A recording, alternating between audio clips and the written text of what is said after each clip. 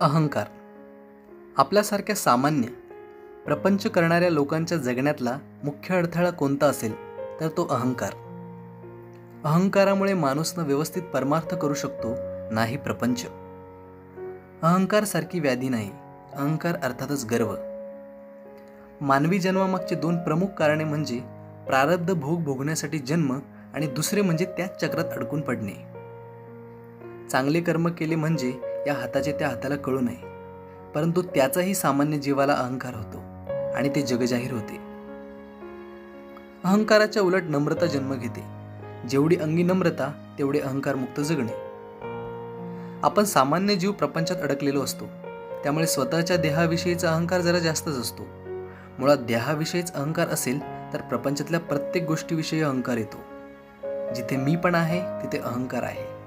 हे माझे, ते माझे, मी केले म्हणून, माझेच प्रयत्न, माझ्यामुळेच झाले, अशा कितीतरी गोष्टी मीपणामध्ये येतात. अहंकार दूर झालाच तरच सामान्य माणसाला परमार्थाची वाटचाल ही अव्याहत व निर्विघ्न करता येते. आणि संत लोक हीच गोष्ट साध्य करून घेतात, कारण ते प्रपंचामध्ये अडकलेले नसतात. कोणतेही कार्य केले तरी कर्तृत्व स्वतःकडे न घेता त्याचे ते पूर्ण श्रेय ईश्वराला देतात. त्यामुळे त्यांना अहंकार होत नाही. निराभास निर्गुण ते आकळेना, अहंता गुणे कल्पिताही कळेना. अर्थात तो निर्गुण निराकार परमेश्वर नुसती कल्पना करून कळत नाही, तसेच अहंकार बाळगूनही कळत नाही. मी खूप धार्मिक आहे, मी खूप देवाची सेवा करतो म्हणून माझ्यावर देवाची पूर्ण कृपा आहे असे होत नाही. अहंकार दूर होण्यासाठी गुरुबोधच आवश्यक असतो.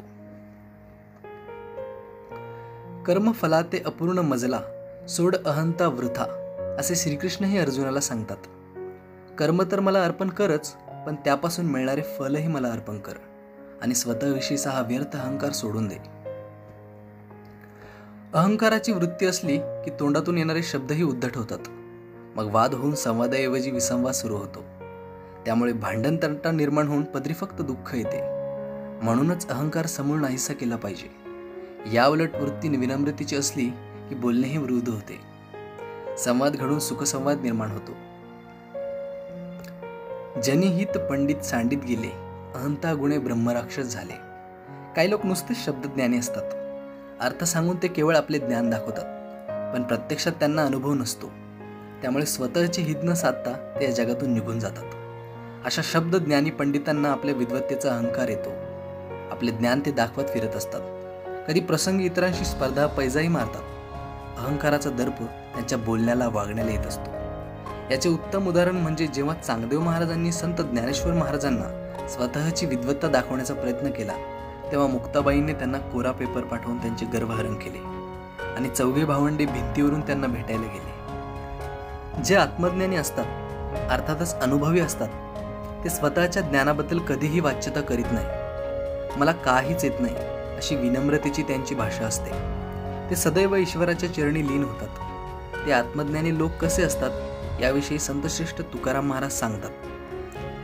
जगात पिशाच्य अंतरी शहाणा, सदा ब्रह्मी जाना निमग्न तो. अर्थात जगाच्या दृष्टीने तो पिशाच्य असला तरी स्वतःमध्ये मग्न होणारा तो शहाणा असतो. मी करता नाही तर ईश्वरच करता आहे या भूमिकेतूनच त्यांचे कार्य सुरू असते. जे मला अनन्य भावाने शरण येतील त्यांचा योग्य क्षेम मी चालवेन. योग म्हणजे परमार्थ आणि क्षेम म्हणजे प्रपंच. प्रपंचासहित परमार्थ चालवण्याची हमी देवाने दिली आहे. फक्त त्याच श्रद्धेने परमार्थ आणि प्रपंच केला पाहिजे, म्हणजेच अहंकार सोडून आणि विनम्रता अंगी बाळगून.